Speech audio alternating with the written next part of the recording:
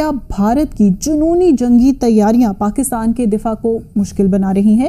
بھارت کے وزیر خارجہ ہیں، انہوں نے آزاد کشمیر کا ذکر کیا، اس کو ہمیں سیریس لینے کی ضرورت ہے۔ یہ جنون جو وہ چاہتا تھا کہہ بھی دیا اور کر کے بھی دیا۔ ان کی جو میں اس دفعہ سپیچ میں نے دیکھی ہے اس کے ذرا دھمکی کے مجھے بو آتی ہے اور اس میں جہریانہ بو آتی ہے، اور اسرائیل کے جو ماڈل ہے وہ ان کے ذہن میں ہے۔ انہوں نے کہا کہ ہر ایکشن کا کانسیکوینسز ہوں گے اور ہمیں اس کا تیار رہنا چاہیے، کیونکہ انڈیا اسرائیل ایکسس بہت سٹرونگ۔ لیکن ایک بدمست ہاتھی ہے، اس کو پوری سپورٹ مل رہی ہے، اس کو پوری بیکنگ مل رہی ہے، اس کو ویپن مل رہے ہیں، اس کو پیسے مل رہے ہیں۔ چن چن کے ماریں گے، ایک ایک کو ماریں گے، جو ملا اس کو ماریں گے، جو ملک آیا اس کو ماریں گے۔ جے شنکر جو پاکستان کو اس سے پہلے ٹارگٹ کرتے رہے اور جنرل اسمبلی سیشن میں بھی انہوں نے پاکستان کو نہیں بخشا اور کہا کہ پاکستان کے حالات جو ہیں بیسیکلی کارما ہے، پاکستان کو اپنے اقدامات کا ہی نتیجہ معیشت کی صورت میں اور ملک کی حالات کی صورت میں کاٹنا پڑ رہا ہے۔ جو کچھ ہو رہا ہے اس پر بغلے بجانے کے بجائے ہمیں غور و فکر کرنے کی ضرورت ہے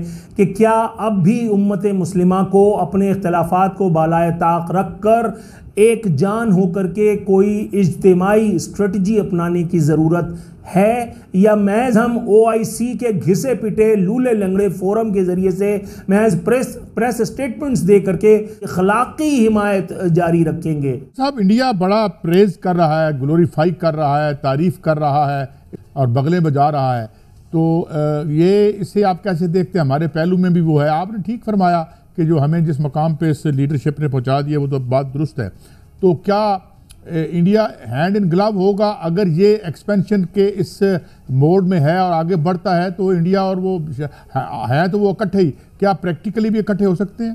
نریندر مودی اور اڈانی اور انڈین صحافیوں، آج میری بات یاد رکھنا، اس تدفین کے بعد جو جنگ شروع ہونی، اسرائیل کا شہر ضرور ہے، اچھا ملکیت انڈیا کی ہے، اوکے، اور میں نے آپ کو بتایا تھا کہ جو ٹریڈ کا سب سے بڑا منصوبہ ہے ان کا، جس پہ لاکھوں ٹریلین ڈالر انہوں نے لگانے، اس کا سرچ انجن ہی ہیفا ہے، ہیفا ختم، انڈیا ختم۔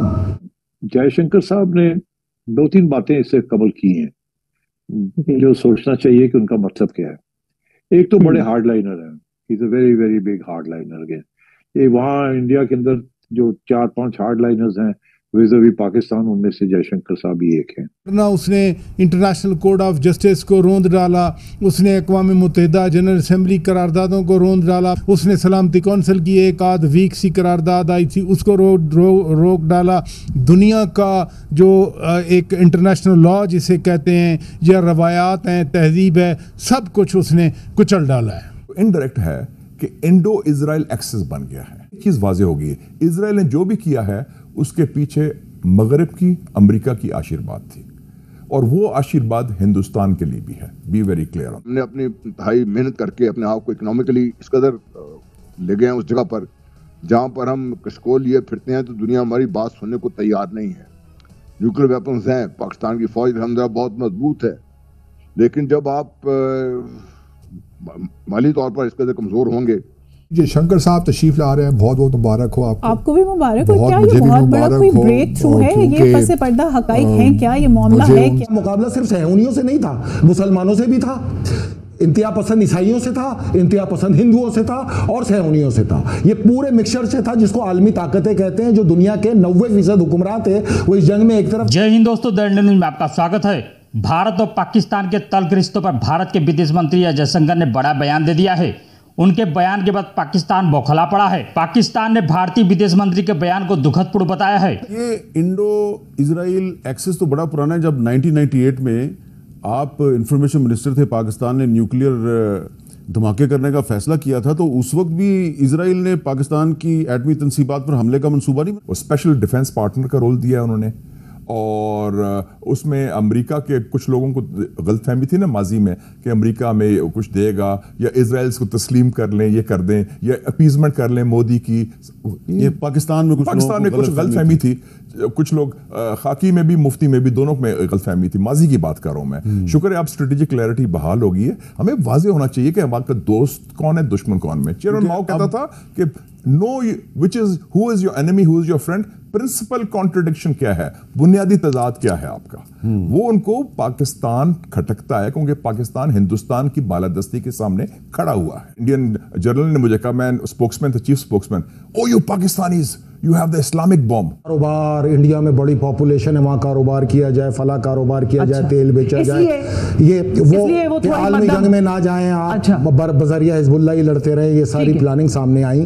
जाहिर बात है, एक मुल्क का इलेक्टेड प्रेसिडेंट तो है ना, इब्राहिम रईसी साहब में और मौजूदा सदर में जमीन आसमान का फर्क है, जमीन आसमान का फर्क। तो वो पाक भारत ताल्लुकात जो 76 साल की निचली तरीन सतह पर हैं, और लास्ट विजिट 2015 में सुषमा स्वराज साहिबा का हुआ था, उसके बाद ये कितनी बड़ी पेशरफ्त हो सकती है जयशंकर साहब का पाकिस्तान आना? तो इन्होंने ये बात कही है कि हमने जो काम करना था वो हमने कर लिया है, आई कश्मीर, और उसके ऊपर तो अब कोई बैक ट्रैकिंग या कोई बातचीत का कोई गुंजाइश नहीं है, वो तो फिनिश्ड है, that's the end of the matter. आपको बता दें कि भारत के विदेश मंत्री जयशंकर ने कुछ दिन पहले जम्मू कश्मीर और पीओके को लेकर एक बड़ा बयान दिया था। जयशंकर के इस बयान से पड़ोसी मुल्क में खलबली मच गई है। पाक मीडिया ने जयशंकर के बयान को लेकर कहा, ऐसे बयानों और स्थिति के बाद भी पाकिस्तान कुछ नहीं बोल रहा है। इंडिया लगातार पाकिस्तान को आतंकवाद कहता है, फिर भी पाकिस्तान कुछ नहीं बोल रहा है। जितना सख्त स्टैंड भारत का है, पाकिस्तान कभी भी कुछ नहीं कर पाएगा। दरअसल पाकिस्तान में SCO समिट होना है, जिसमें पाकिस्तान ने PM मोदी को आमंत्रित किया था, लेकिन भारत की तरफ से PM मोदी की जगह यह जयशंकर पाकिस्तान जाएंगे और संभावना है कि पाकिस्तान को उसी के घर में आतंकवाद के मुद्दे पर नंगा करके आएंगे। आज के लिए बस इतना ही। वीडियो कैसा लगा हमें कमेंट करके जरूर बताएं। चैनल पर नए हैं तो लाइक, सब्सक्राइब और शेयर करना न भूलें।